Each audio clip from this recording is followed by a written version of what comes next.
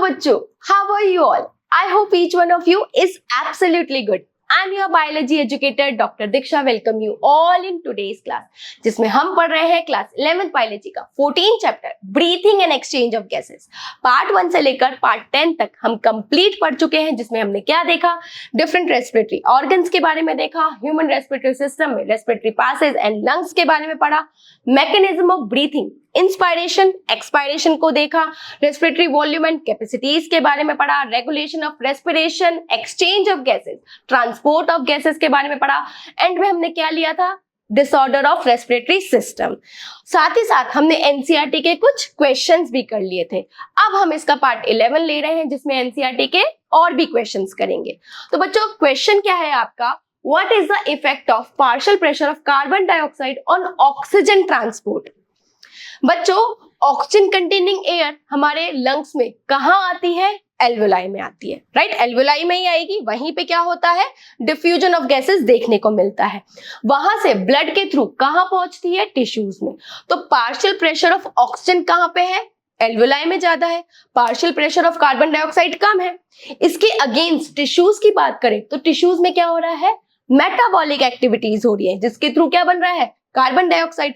Partial pressure of oxygen कहां कम है, tissues में। Partial pressure of carbon dioxide ज्यादा है ना।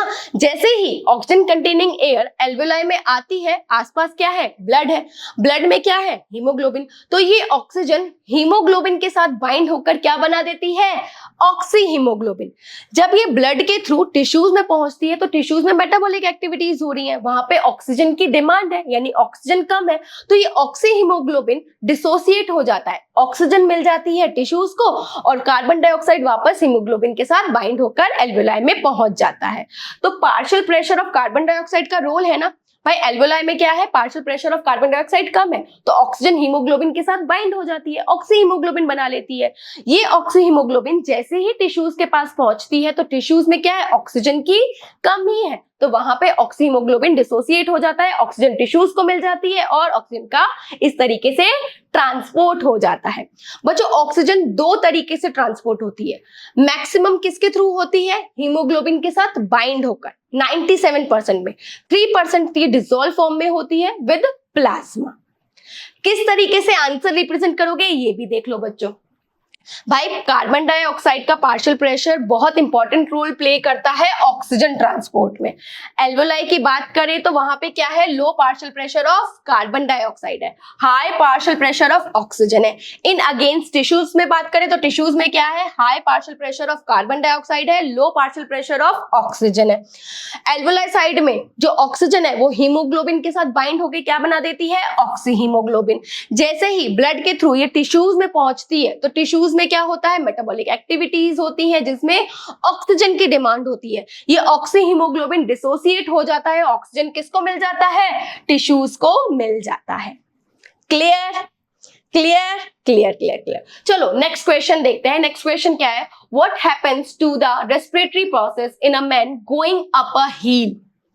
भाई, जैसे जैसे हम हाई एल्टीट्यूड की तरफ मूव होते हैं ना, वैसे वैसे ऑक्सीजन का लेवल कम हो जाता है। एटमॉस्फेयर में हाई एल्टीट्यूड पर ऑक्सीजन का लेवल कम है, तो जैसे जैसे हम हाई एल्टीट्यूड की तरफ जाते हैं या हिल की तरफ जाते हैं, वहां पे क्या है, ऑक्सीजन का लेवल कम है, तो हमारी लंग्स को कम ऑक्सीजन मिलेगी। लंग्स को कम ऑक्सीजन मिलेगी तो ब्लड में भी कम ऑक्सीजन आएगी, ब्लड को कम ऑक्सीजन मिलेगी तो टिश्यूज को भी कम मिलेगी, तो हमारी रेस्पिरेशन की रेट बढ़ जाती है जैसे जैसे हम हाई एल्टीट्यूड की तरफ जाते हैं। क्लियर भाई, हाई एल्टीट्यूड की तरफ क्या है, ऑक्सीजन का लेवल कम है तो हमारी रेस्पिरेशन की रेट बढ़ जाएगी। किस तरीके से रिप्रेजेंट करके आओगे ये भी देख लो बच्चों। क्या है, as the altitude increases the oxygen level in the atmosphere decreases. ठीक है, जैसे ये डिक्रीज होगा तो ब्लड में भी कम जाएगी ऑक्सीजन और जिससे हमारी रेस्पिरेशन की रेट बढ़ जाएगी। Clear clear clear. चलो नेक्स्ट क्वेश्चन करते हैं। नेक्स्ट क्वेश्चन क्या है, what is the site of gaseous exchange in an insect.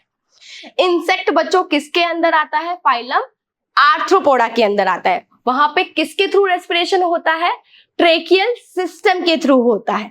चलो एक कॉकरोच बनाते हैं बच्चों। पहले ये आपका क्या है, कॉकरोच। ठीक है, आपको समझाने के लिए बना रही हूं, जिसमें क्या मिलेगा, जॉइंट अपेंडेजेस मिलते हैं। याद है ना आपको, हमने एनिमल किंगडम में पढ़ा था, इनमें क्या मिलते हैं, जॉइंट अपेंडेजेस मिलते हैं, एंटीना देखने को मिलते हैं। यहाँ पे ट्रेकिया देखने को मिलता है। ट्रेकिया क्या है, नेटवर्क ऑफ डक्ट है, ठीक है। यहाँ पे क्या देखने को मिलता है, इस तरीके से नेटवर्क ऑफ डक्ट देखने को मिलता है ना। इन्हीं के थ्रू क्या होती है, ऑक्सीजन कंटेनिंग एयर अंदर आती है। यहाँ पर बॉडी पर कुछ पोर्स भी देखने को मिलते हैं बच्चों, यहाँ पे पोर्स भी देखने को मिलते हैं, जिन्हें स्पाइरेकल्स बोला जाता है। क्या बोला जाता है, स्पाइरेकल्स। पहले एटमॉस्फेयर से इन्हीं स्पाइरेकल्स में क्या आएगी, ऑक्सीजन कंटेनिंग एयर आती है, फिर कहाँ जाती है, इन ट्रेकिया में, और ट्रेकिया के बाद कहाँ पहुंच जाती है, जो अंदर के ऑर्गन है ना, यहां तक चले जाते हैं। ऑर्गन या टिश्यू में क्या हो रही है, मेटाबॉलिक एक्टिविटीज हो रही है, यानी कार्बन डाइऑक्साइड बन रहा है, तो कार्बन डाइऑक्साइड इन्हीं ट्रेकिया के थ्रू कहाँ आएगा, स्पाइरेकल में, और बाहर एटमॉस्फेयर में रिलीज हो जाएगा। ऑक्सीजन कंटेनिंग एयर कहाँ आएगी, पहले स्पाइरेकल्स में आएगी, स्पाइरेकल से कहां जाएगी, ट्रेकिया में जाएगी, और ट्रेकिया से ऑर्गन को मिल जाएगी। क्लियर भाई, ये पोर क्या है, स्पाइरेकल्स है। ये ट्यूब क्या है बच्चों, आपकी ट्रेकिया है ना, ट्रेकिया है। क्लियर क्लियर क्लियर हो गया। किस तरीके से रिप्रेजेंट करोगे ये भी देख लो बच्चों। इन insect gaseous exchange occur through network of duct, जिनको क्या बोला जाता है, ट्रेकियल एपरेटस बोल लो या ट्रेकियल सिस्टम बोल लो।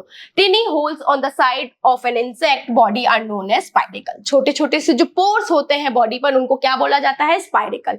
इन्हीं स्पाइरेकल्स में क्या आएगा, ऑक्सीजन कंटेनिंग एयर अंदर आएगी, फिर डक्ट में जाएगी, और डक्ट से ऑर्गन और टिश्यूज को मिल जाएगी। इन अगेंस्ट टिश्यू में क्या हो रहा है, मेटाबॉलिक एक्टिविटीज हो रही है, जिसके थ्रू कार्बन डाइऑक्साइड बन रहा है। ये पहले ट्रेकिया में आएगा, ट्रेकिया से स्पाइरेकल, और स्पाइरेकल से एटमॉस्फेयर में रिलीज हो जाएगा। इस तरीके से गैसियस एक्सचेंज देखने को मिलता है इंसेक्ट में। Clear clear clear clear. चलो नेक्स्ट क्वेश्चन करते हैं। नेक्स्ट क्वेश्चन क्या है, define oxygen dissociation curve, can you suggest any reason for its sigmoidal pattern. भाई आपका ऑक्सीजन डिसोसिएशन कर्व क्या है, सिग्मोइड कर्व है, या एस शेप कर्व बोला जाता है। किन के बीच में प्लॉट होता है, पार्शियल प्रेशर ऑफ ऑक्सीजन, साथ ही साथ परसेंट सैचुरेशन ऑफ ऑक्सीहीमोग्लोबिन, इन्हीं के बीच में प्लॉट होता है ना, ये इन्हीं के बीच में होता है। आपका जो हीमोग्लोबिन होता है वो 4 मॉलिक्यूल ऑफ ऑक्सीजन से बाइंड होता है। जब एक ऑक्सीजन हीमोग्लोबिन से बाइंड होता है तो उसका अट्रैक्शन बढ़ता हुआ चला जाता है ऑक्सीजन के लिए। फिर सेकंड जुड़ेगा, सेकंड से थर्ड जुड़ेगा, थर्ड से फोर्थ। जब फोर्थ जुड़ जाता है ना, तो उसके बाद फिफ्थ नहीं जुड़ पाता, क्योंकि उसका क्या हो गया, 100% सैचुरेशन हो जाता है। भाई जब फर्स्ट जुड़ता है ना, तो 25% में वो सैचुरेट हो जाता है।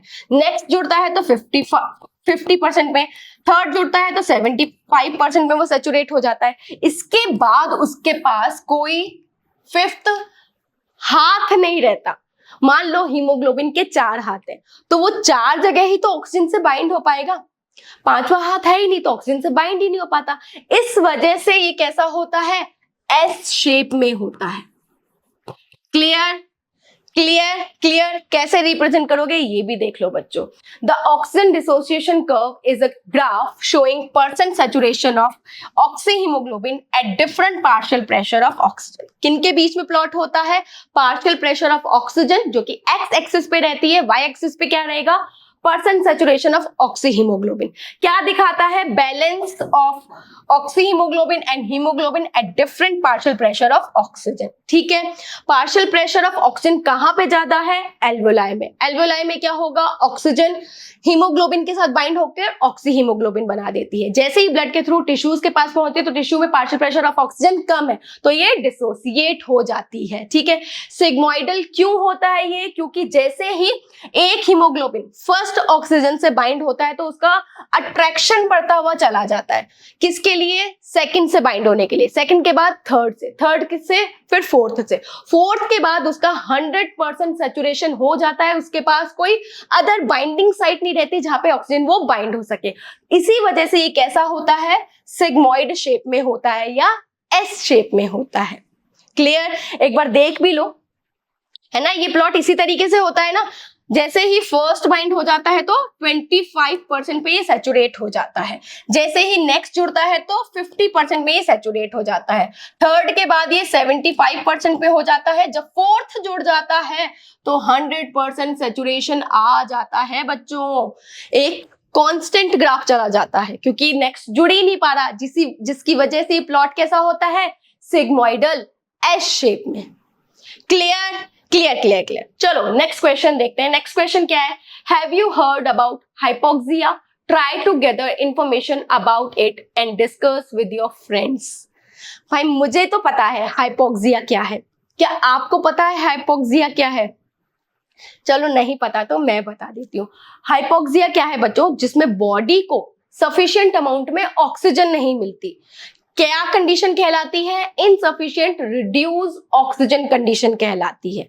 जैसे अभी हमने एक क्वेश्चन किया, उसमें क्या था कि जैसे जैसे हम हाई एल्टीट्यूड पर जाते हैं वैसे वैसे ऑक्सीजन का लेवल कम हो जाता है, तो बॉडी में सफिशिएंट अमाउंट में ऑक्सीजन नहीं मिल पाती। एक टाइप का क्या है, हाइपोक्सिया ही है। ठीक है, हाइपोक्सिया दो तरीके के होते हैं, हाइपोक्सेमिक हाइपोक्सिया, दूसरा होता है एनेमिक हाइपोक्सिया। हाइपोक्सेमिक हाइपोक्सिया में क्या होता है बच्चों, जब मैंने केस आपको बताया कि ऑक्सीजन का लेवल कम है, पार्शियल प्रेशर ऑफ ऑक्सीजन कम है तो बॉडी में भी कम ऑक्सीजन जाएगा। दूसरा क्या है, एनेमिक हाइपोक्सिया, जिसमें बॉडी में हीमोग्लोबिन नहीं रहता। अब बॉडी में हीमोग्लोबिन नहीं है तो ऑक्सीजन बाइंड कहाँ होगी, उसका ट्रांसपोर्ट कहां से होगा, तो क्या कहलाएगा, एनेमिक हाइपोक्सिया कहलाएगा।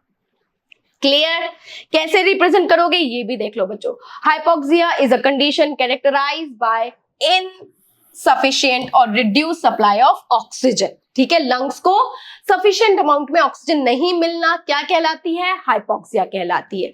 किसकी वजह से होती है, एक्सटर्नल फैक्टर क्या रहेंगे भाई, पार्शियल प्रेशर ऑफ ऑक्सीजन कम है। दूसरा क्या है, इंटरनल फैक्टर की बात करें तो हीमोग्लोबिन ही नहीं है, हीमोग्लोबिन बॉडी में नहीं है तो भी तो हाइपोक्सिया हो सकता है ना। तो दो टाइप के होते हैं बच्चों, हाइपोक्सेमिक हाइपोक्सिया जिसमें क्या है, पार्शियल प्रेशर ऑफ ऑक्सीजन कम है तो बॉडी में ऑक्सीजन कम जा पाएगी। दूसरा क्या है, एनेमिक हाइपोक्सिया, जिसमें क्या है, बॉडी में हीमोग्लोबिन की कमी है। हीमोग्लोबिन नहीं है तो एटमॉस्फेयर में जो ऑक्सीजन है वो कहां बाइंड होगी भाई, डिसॉल्व फॉर्म में तो ओनली 3% ही ट्रांसपोर्ट होती है, मैक्सिमम तो हीमोग्लोबिन के साथ बाइंड होके होती है, तो उस कंडीशन में क्या हो जाएगा, एनेमिक हाइपोक्सिया हो जाएगा। Clear clear clear clear. Next question, distinguish between IRV and ERV, inspiratory reserve volume and expiratory reserve volume. Inspiratory reserve volume मतलब हम फोर्सफुली कितनी एयर ले सकते हैं, that is your inspiratory reserve volume. कितनी होती है, 2500 से लेकर 3000 ml तक रहती है। एक्सपायरेटरी रिजर्व वॉल्यूम क्या है, हम फोर्सफुली कितनी एक्सपायर कर सकते हैं एयर को, क्या कहलाती है, एक्सपायरेटरी रिजर्व वॉल्यूम। कितनी होती है, 1000 से लेकर 1100 ml होती है। क्लियर। नेक्स्ट क्या है, inspiratory capacity and expiratory capacity. Capacity का मतलब मैक्सिमम लिमिट, लंग्स में हम कितना इनहेल कर सकते हैं, क्या कहलाएगी, इंस्पायरेटरी कैपेसिटी। ठीक है, क्या क्या जोड़ोगे इसमें, tidal volume plus inspiratory reserve volume. Expiratory reserve volume हम मैक्सिमम कितना एक्सपायर कर सकते हैं, क्या कहलाती है, एक्सपायरेटरी कैपेसिटी कहलाती है। क्या क्या जोड़ोगे, टीवी प्लस ERV। ठीक है, नेक्स्ट क्या है, वाइटल कैपेसिटी। वाइटल कैपेसिटी मतलब मैक्सिमम लंग में हम कितनी एयर फिल कर सकते हैं, मैक्सिमम इंस्पायरेशन के बाद या मैक्सिमम एक्सपायरेशन के बाद। ठीक है, कितनी हम फिल कर सकते हैं, मैक्सिमम कितनी इंस्पायर कर सकते हैं, क्या कहलाएगी, वाइटल कैपेसिटी। कितनी हम फिल कर सकते हैं, मैक्सिमम कितनी निकाल सकते हैं, वाइटल कैपेसिटी होती है। इसमें क्या क्या जोड़ोगे, TV plus ERV plus IRV। ठीक है, टोटल लंग कैपेसिटी, लंग की टोटल कैपेसिटी क्या है, इसमें आपकी tidal volume, inspiratory reserve volume, expiratory reserve volume plus residual volume भी आ जाएगी। भाई रेजिडुअल वॉल्यूम क्या होती है, जो लंग में परमानेंट रहती है, कितनी होती है, 1200 ml रहती है। तो जब चारों को जोड़ दोगे, चारों वॉल्यूम को जोड़ दोगे तो क्या बनेगी, आपकी टोटल लंग कैपेसिटी बनेगी। किस तरीके से रिप्रेजेंट करोगे ये भी देख लो बच्चों। इस तरीके से टेबल बना के आप डिस्टिंग्विश करना। पहला क्या है, IRV, IRV मतलब इंस्पायरेटरी रिजर्व वॉल्यूम, हम मैक्सिमम कितनी फोर्सफुली कितनी हम इंस्पायर कर सकते हैं। This is the maximum amount of air that can B forcefully inhaled. Forcefully कर रही हूं ना, कितनी है 2500 से लेकर 3000 ml तक है। एक्सपायरेटरी रिजर्व वॉल्यूम मैं फोर्सफुली कितनी एक्सेल कर सकती हूँ, ये क्या है, मैं फोर्सफुली कर रही हूँ, कितनी रहती है 1000 से लेकर 1100 ml तक रहती है। This is the maximum amount of air that can B forcefully expelled, बाहर निकालना, ठीक है, एक्सपायर करना। मैक्सिमम फोर्सफुली कितनी है 1000 से लेकर 1100। नेक्स्ट हम बात करें inspiratory capacity and expiratory capacity में। देखो इंस्पायरेटरी कैपेसिटी, जहां पे भी कैपेसिटी आ गया मतलब मैक्सिमम लिमिट, तो this is the amount of air that can B inhaled after normal expiration. ठीक है, इसमें आप क्या जोड़ोगे, टीवी प्लस IRV। ठीक है, ठीक है, टीवी कितना रहता है आपका 500 ml और ये कितना रहेगा आपका 2500 से लेकर 3000 ml तक रहता है। ठीक है, यहां पर एक्सपायरेटरी कैपेसिटी मतलब आप, this is the amount of air that can be exhale after normal inhalation. Normal inhalation के बाद मैक्सिमम आप कितनी एयर बाहर निकाल सकते हैं, क्या कहलाएगी, एक्सपायरेटरी कैपेसिटी। क्या क्या जोड़ोगे, टीवी प्लस यानी tidal volume plus ERV expiratory reserve volume. Tidal कितना है आपका 500 ml और ये कितना है आपका 1000 से लेकर 1100 ml तक है। Clear clear clear clear. Next है आपका vital capacity and total lung capacity. Vital मतलब आप कितनी मैक्सिमम फिल कर सकते हो लंग्स में, क्या कहलाती है, vital capacity. Total lung capacity मतलब चारों वॉल्यूम को जोड़ दोगे, है ना, मैक्सिमम कितनी एयर रह सकती है, तो टोटल लंग कैपेसिटी कहलाएगा। चारों वॉल्यूम को जोड़ोगे तो क्या निकलेगा, टोटल लंग कैपेसिटी। लंग की क्या कैपेसिटी है, मैक्सिमम कैपेसिटी क्या है, ठीक है, तो वाइटल कैपेसिटी क्या है, this is the maximum amount of air that can B excelled after maximum inhalation. Maximum inhalation कर दिया, मैं मैक्सिमम कितना अमाउंट में बाहर निकाल सकती हूँ, क्या कहलाएगी, वाइटल कैपेसिटी। इसके अगेंस्ट भी बात करूं तो मैक्सिमम मैं कितना इनहेल कर सकती हूँ मैक्सिमम एक्सेलेशन के बाद।